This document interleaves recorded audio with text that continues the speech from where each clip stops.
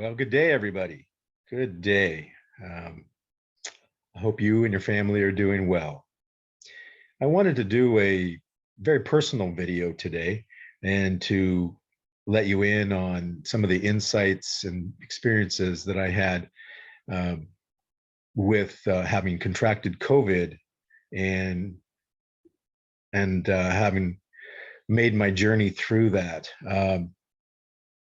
And before I launch into that, I do want to pay my respects to, first of all those of you and your family and everybody else who have endured what we've endured during this pandemic, if you will. And as we know, it's not over. There's another variant headed our way. Um, some have said that this is something we're going to have to learn to live with. Um, I'm sure yourself, like me, we all pray that this variant continues to decrease in its veracity, and yeah, that it becomes something that does not threaten life of the folks that we care about and love, and of course ourselves as well.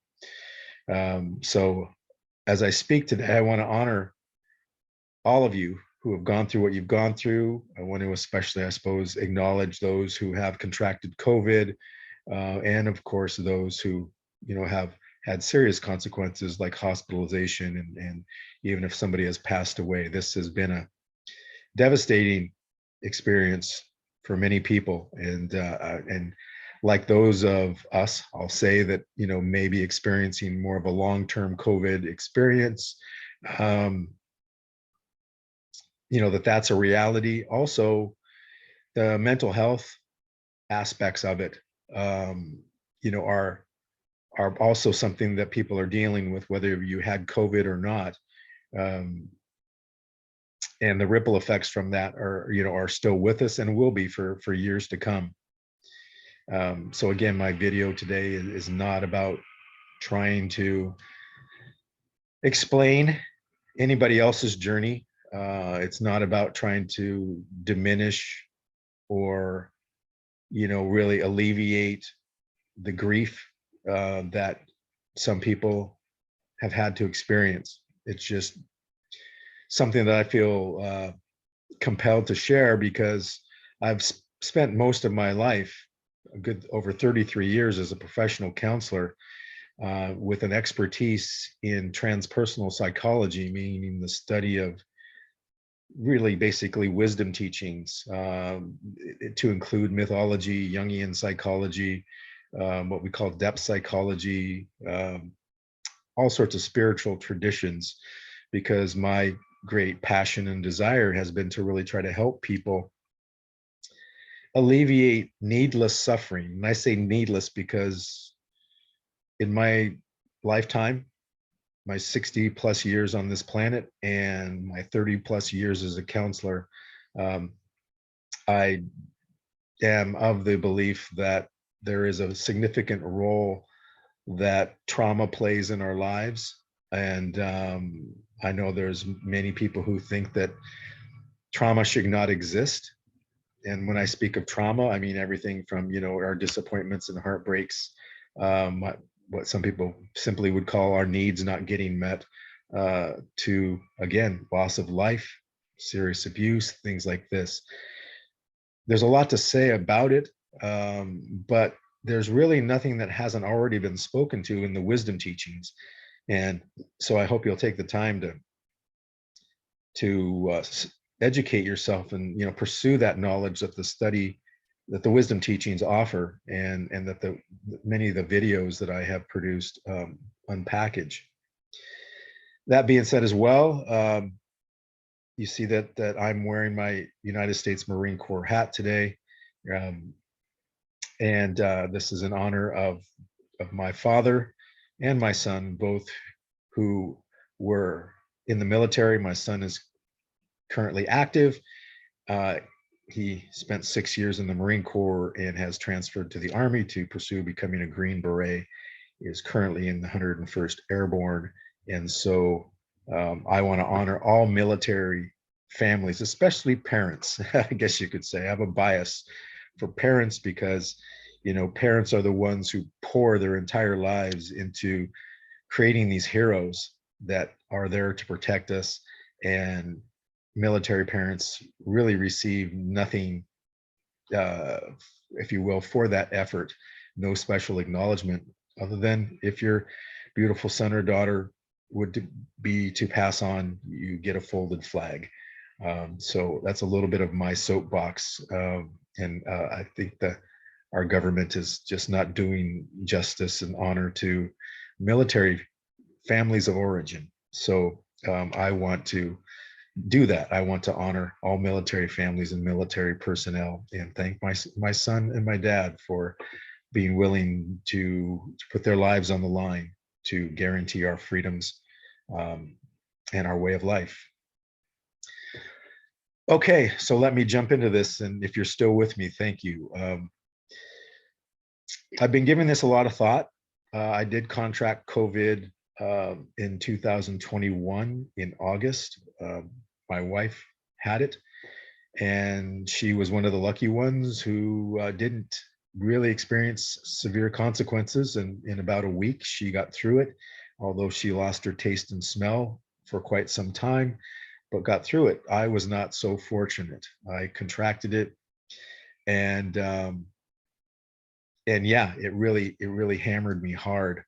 Um, Now, I want to say, so I've been thinking about this for a long time, and kind of watching what's been going on. And there's many things I would talk about, but I want to focus today on kind of the spiritual aspect, because I've been involved in this for so long. I mean, what good is spirituality? What good is wisdom if it didn't provide some benefit when life gets hard, when we're up against the toughest times of our lives?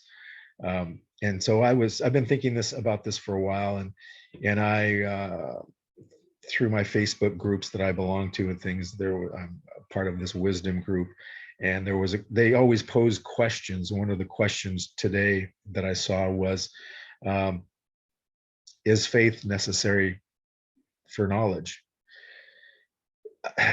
You know, I enjoyed watching the thread just because I think the discussion was respectful. This is like a huge topic, and there's no way that it can be given the respect that it requires on an online experience like this, when people are just typing up a few paragraphs and things. But if you follow the thread, you can see people wrestling with it and trying to unpackage it, and doing that in a respectful way. And so I respect that. I think that's great that that people are interested in those kinds of questions, and are willing to have respectful dialogue and disagree, back and forth, and share their personal experiences. So what I picked up from that, if you will, or was prompted towards, was to share this story from that kind of perspective of a faith level. Maybe we could even say knowledge level. And so if you had COVID, and this is the thing, when I eventually came out of it and went to a doctor, the medical community had no answers for me. It was basically, the doctor said that they know very little about it, and that it's very unique to each individual. Obviously, my wife had it, and she, got through it pretty easily. For whatever reason, I did not. And so you see people across the board experiencing it to different degrees and in different ways. The manifestation of it, was different.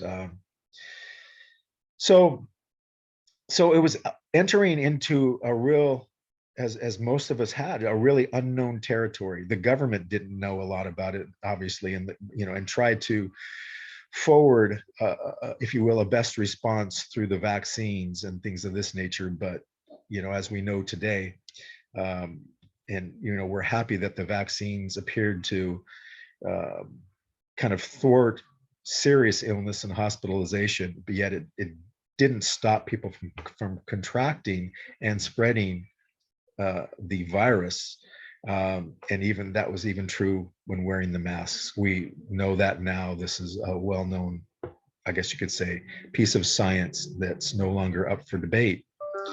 Now, this being said, My wife and I, I had contracted the Delta variant, and so there was already, the original variant that came through, and that came through in 2019, and so here we were already, almost 2 years without even contracting the virus, and we didn't even get a cold or a flu during this period of time, which I thought was kind of weird. Uh, and maybe that's where the masks were helpful. I don't know, but anyway, we finally contracted the Delta, and like I said, it knocked me on my butt. I mean, like a lot of people, I lost my taste and my smell, but it just depleted me significantly. Um, a lot of people had serious headaches. I did not have that. But from the minute that I contracted it, I knew it was different than anything else I had ever experienced. Um, Prior to the symptoms coming on, I had like a metallic-y taste in my mouth. I don't know if that's true for others, but I did. And then once again, the symptoms started to show up and they started to manifest. I could really tell that this was a man-made experience. This was not anything my body had ever encountered before. Um, and and the way that it depleted me um, was just beyond nature. It just felt so man-made. And so I spent literally, like, I say to people, the three things that you need to survive: air, food, and water. All three of those things my body did not want, if you will. That being said, I mean, I wanted to breathe, but it was very difficult to breathe. I had the lower respiratory uh, experience of it, and so it was very difficult to take a breath. Um, I had zero desire. My body just, I don't know what you want to call it, shut down or what have you. It just had zero desire to eat or to drink water. Now, not eating, I mean, I'm not a small man, so, I have lots of muscle and plenty of extra fat stores. So I wasn't so worried about the eating piece, other than, that I was not getting essential nutrients and minerals. But I knew that my body could extract that from my muscle tissue and also from my fat stores. But it was the water issue that was the biggest challenge. And along with that, of course, I had I want to say a mild diarrhea. For some people, it's much more significant. But when you have that in combination, you know, with not wanting to drink or eat, it can become a pretty serious matter. Um, in addition to that, it's kind of like I was in a constant level of pain, but it was like a dull ache in my mind. It's very hard to describe to people. It was like a gray, almost shards of glass in my mind. It's like I could hardly, I guess you could say, feel anything. It's like to care about anything. It's like I didn't care about whether I had eaten or not. I didn't care about drinking. I didn't care about what was going on in my environment. I was just, my mind was literally kind of inflamed in pain. And I don't mean headache, but it was like an ache, but it wasn't a headache. It's really hard to describe. This is what I was saying. I've never experienced this before. So not only that, again, the difficulty breathing. I had also some conditions that weren't serious, but pre-existing. I had, for instance, sciatica. I was experiencing sciatica significantly before I contracted COVID. So it was very difficult for me to lay horizontally for over 3 to 4 hours. And then I would get up in pain on my left lower back. I also, have a congenital issue. I have a deviated septum on my left nasal cavity. And so that left side tends to clog up. And so that made my breathing situation even worse. So the only way I could find relief from the sciatica and the breathing issues was to sit up in the very chair that you see me in now. And I spent 2 weeks in a seated up position, at least 2 weeks, 2.5, possibly 3 weeks. I barely ate a thing and I barely drank a thing. Of course, my wife was very worried about me, and we went to the store and I got some Pedialyte, and began to sip on that. But still, at that point, I was taking in very little fluid, and so I probably came very close to having to be hospitalized, very close. But one of the most excruciating things I experienced, as I mentioned, was um, the inability to take a full breath, and along with that, the inability to sleep because my mind hurt and I was just overall just aching, and just my body was under attack. And so in that 2-week period of time, I probably did not get more than an hour of sleep every night. I'm actually surprised that I didn't become delusional, um, but I didn't. And um, there was one night where I had 104 fever, and maybe I mean, some people spoke of having fevers quite a bit. I didn't really have a fever that often, but one night I had 104, and I thought, I'm very close to having to go to the hospital. But I was able to ice down, and I pulled out of it. And one of the things that was discouraging, from a societal standpoint, was that a lot of the remedies that were available to people who had COVID at this particular time were not available, were being withheld by the government. And so consequently, a lot of people the only choice was to go to the hospital or to try to seek, black market remedies to their situation. And but one of the things, after much research, that we came upon was the monoclonal antibodies. We hadn't heard a thing about its availability in our community, but through the grapevine, things of this nature, my wife found out about it, and we had to more or less fight real hard to get me a monoclonal infusion. And that was the game changer. That was the game changer. You've probably heard of monoclonals, and they take effect in 24 to 36 hours. And I'd say about 36 hours into it, I started to finally feel a little bit better. But that was the game changer for me. Thank God. Thank God. Nobody should have to fight that hard for a remedy that could save their lives, or save them from going into the hospital. But what I wanted to get to in this video was that I've spent a lifetime pretty much talking about being a person of integrity, about what it means to mature, about what it means to be a spiritual person and a person of faith.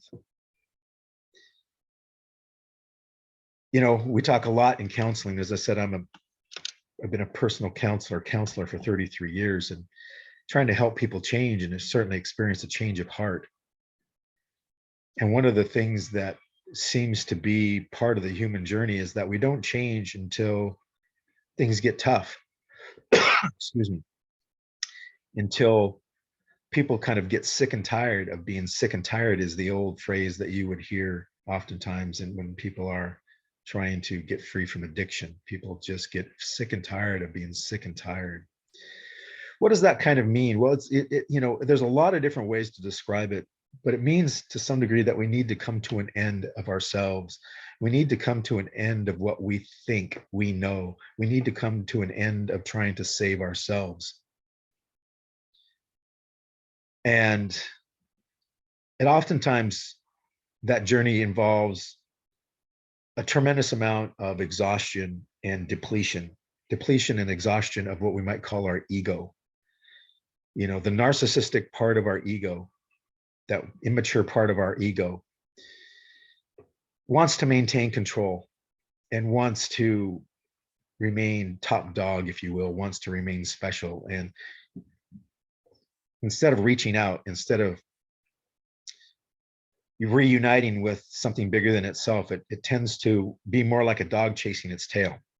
You hear again in addiction, the definition of insanity, doing the same thing over and over again, expecting different results. A dog chasing its tail, or us going around and around and around again with what we think we know, can be very exhausting. And that's what COVID did to me. COVID exhausted my immature ego. It completely depleted me. That there was nothing I could do. There was nothing I could say. As I said, emotionally, I was depleted. Psychologically, I was depleted. I didn't feel anything. I didn't care about anything. And there were points during my journey where, I had to let my wife in on, just give her all the information about my passwords and bank accounts and all sorts of this kind of stuff. So should I pass away, that she would have control over that she would be able to wrap up my affairs, because it had gotten that bad. And there was a point, like I said, in that second week, going into the third week, where all I could do was just pray to breathe the next breath. One breath after the other, one breath after the other. We watch movies and stuff about people passing away, and there's often these teary goodbyes, or a person has an opportunity to say to people how much they love them. And I don't think, for most of these things, it's not as romantic as what we would think. Certainly for people who had COVID and were in the hospital and had to be on ventilators and had to be put in comas and things like this. I mean, there is no, sadly, and this is what people were very, very distraught about and grieved about, is that they didn't have time to console or spend time with their loved ones before their passing. But for myself, as I said, I reached a point where nothing mattered, and there was no romanticism about it at all. There was no love pouring out of me. There was nothing. I mean, again, thank God that I am in a practice, I guess you could say, of love, and the people around me know that I love them. And I think that's why we do it, because we just know that someday our time is going to come. But in this place of complete depletion, it was like the thing that emerged was my spirituality, my faith. And it was a very simple, very elementary experience. It just felt like my life was in God's hands. And even though I had to be so mindful to take my next breath, and I knew that I wouldn't sleep for more than an hour. And so 23 hours out of the day, I was struggling to breathe. I would just struggle to breathe, minute after minute after minute. But what rose up in my psyche were, I guess you could say, kind of memories of prayers that I recited and pieces of scripture. And out of that came gratitude. Even in the depleted experience I was in, I was able to thank God for my next breath. I was able to be grateful for my experience. In the Christian take on things, if you will, the New Testament, I believe it's James, talks about being grateful for everything, even our adversity. And so in this moment, I was able to express gratitude to God for my next breath, for being alive, for being alive the next day, for getting up in the morning. And I just said, thank you for being with me. Thank you for giving me my next breath. Also, a lot of people, when they're sick, probably curse God. You wonder if there is a God. For me, that wasn't the case. For me, God was the only thing there was. There wasn't anything else. Nobody could help me. Science couldn't help me. My doctor couldn't help me. The doctors had no answers. My wife couldn't help me. Nobody could help me. Nobody. There was nothing that could stop the progression of this virus, this unknown, shadowy thing that we knew very little about. The only thing that was real was God. That was it. And it was like, if it's your will be done. Your will be done. Your will be done. I just kept repeating that. Your will be done. And also saying, I love you. No matter what goes down, no matter how this ends, I love you. I love you, God. Your will be done. Thank you for my next breath. Thank you for my next breath. That's how elementary, that's how basic. I didn't have the strength to recite any significant prayer. I didn't have any strength to, you know, get up and be on my knees or what have you. And then, and so that's how basic it got. I think about, and I mentioned earlier, faith and knowledge. No piece of knowledge saved me. That wasn't, my ego was too depleted to even draw upon any knowledge. Like there was nothing, but there was faith. There was faith. That's all there was. And it wasn't the kind of faith, about, I think there's what I call common faith, which is, we all walk around, we don't know whether we're going to take our next breath or not. You don't know whether you're going to contract COVID with this next variant that comes through, nor do I, nor does anybody else. You don't know where that's going to go. You don't know where, if your family members are, but you don't even know whether you're going to step out of the house and get hit by a car, or your family members are. You don't know if you're going to take your next breath. You don't know if the sun's going to come up tomorrow morning. Those are all, highly probable that the sun will come up. Highly probable you will take your next breath. But we all know there will be a day when that's not going to happen. So really, this is a game of probabilities.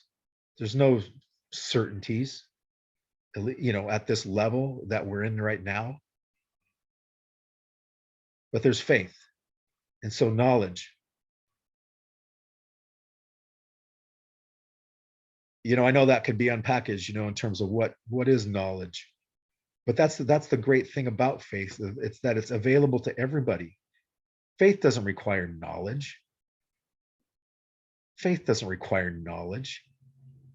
See, and a lot of people like to equate those two. I mean, there is a connection, but it's kind of like, where does your knowledge lead you? If your knowledge doesn't lead you into self-reflection, into humility, which humility then can generate faith, then knowledge is empty. But I can just, going back to what I said, it made me think of all the other people out there who are suffering, all the other people who have gone through terrible surgeries or illnesses or whatever, and you have this opportunity to have an encounter with faith, with God. Because what else do you have? What else do you have when you're laying in a hospital bed or laying on your couch in recovery, or and you just don't have anything else other than the understanding that you're on borrowed time, and that you can just be grateful for your next breath, and grateful for waking up the next day, grateful for the people in your life. That's all there is. That's all there was for me. And so I came out of COVID very weak. I knew I needed to start moving. I knew I needed to start breathing. And so what I did is I just got up and I started to walk in circles for hours in my living room. At first, I could not walk more than one time around and lose my breath, but I eventually walked and walked and walked. And I walked with my hands like this in prayer, if you will, in reciting those simple affirmations, if you want to call them that. I love you, God. Thank you for my very breath. I love you. Thank you for being with me. And I did that for hours. And again, through the entire night, I still could not sleep. I probably did not take in more than 50 calories a day in that third week. I had a cup of soup and I had to drink that, sip that a little bit at a time. Pedialyte, I had to sip it a little bit at a time. I probably, again, took in maybe 50 to 75 calories a day. By the end of my COVID journey, if you want to say end, but by the time I was able to get up and start functioning again, I'd probably lost 20 pounds, 20 to 25 pounds. You know, prior to COVID, my indulgences were extremely high, if you will. I had not been eating well. I'd been in a job that was incredibly stressful. And I quit that job just prior to COVID, but I know that because of that job and the stress that I was going through, it had really impacted my immune system. And so that was probably one of the reasons why I contracted it so significantly. But I had also been indulging quite a bit, overeating, eating the wrong foods, not getting sleep, overindulging in alcohol. And yeah. And so, you know, it almost feels wrong to say that there were some blessings, but what else could I say? You know, God brought me through this, and there were some blessings. For 3 weeks, 4 weeks, straight up 4 weeks, my body was completely detoxified. After 4 weeks, remember I said that I had COVID, or I had sciatica? My sciatica was gone. Prior to COVID, I had, you can see it now in this finger. If I turn it, you can see that it's kind of bent out of shape. It's arthritis. And my hands feel swollen and arthritic. And prior to COVID, that was the case. And on the other end of COVID, all that pain was gone and the swelling was gone. My gastrointestinal tract felt great.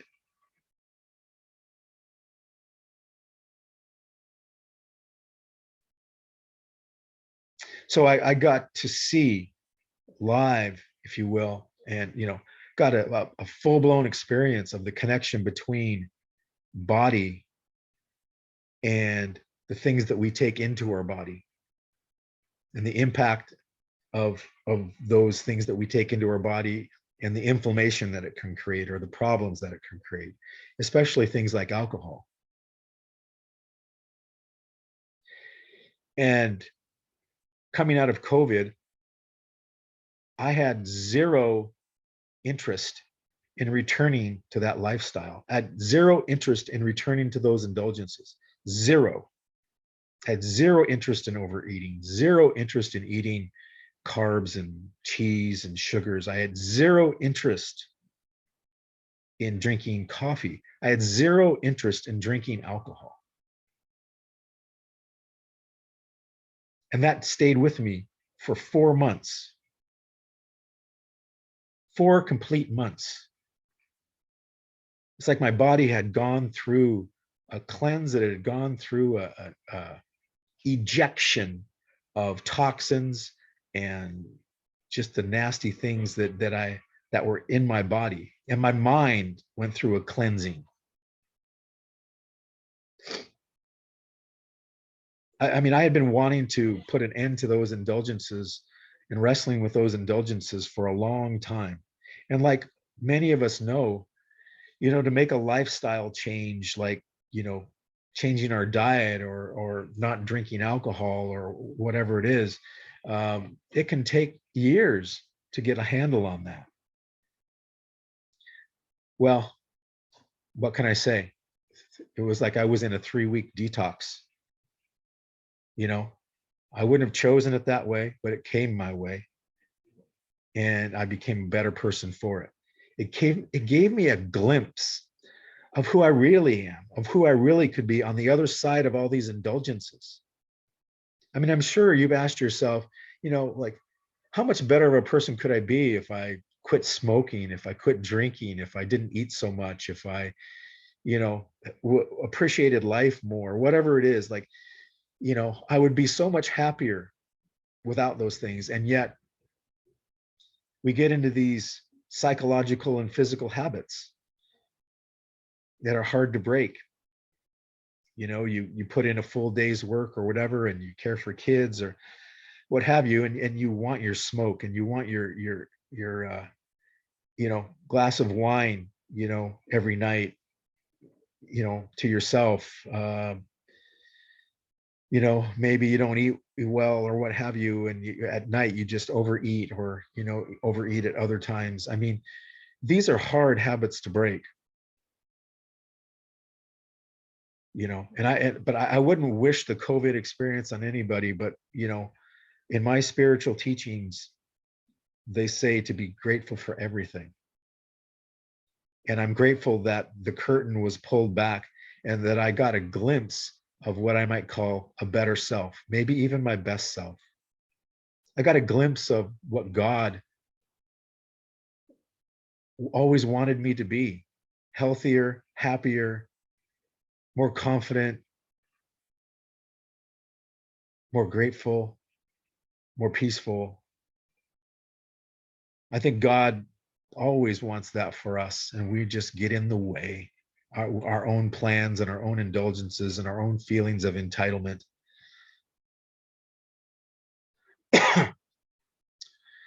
So, again, if you're still with me listening to this, thank you. Um, I feel, humbled, I guess you could say. Like I said, I've been sharing with you much information and many videos, and many of you have spent time with me in counseling and in groups. And we talk a lot about transformation. We talk a lot about becoming our best self. We talk a lot about becoming a person of integrity. And we talk a lot about sacrifice. In other words, to become who we truly are meant to become does require sacrifice.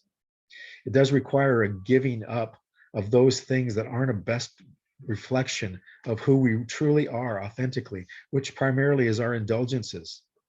All these things that we think we deserve because life hasn't been fair, whether that's complaints and negativity, or whether that's overindulgence in drugs or alcohol or food or spending or gambling, whatever it is.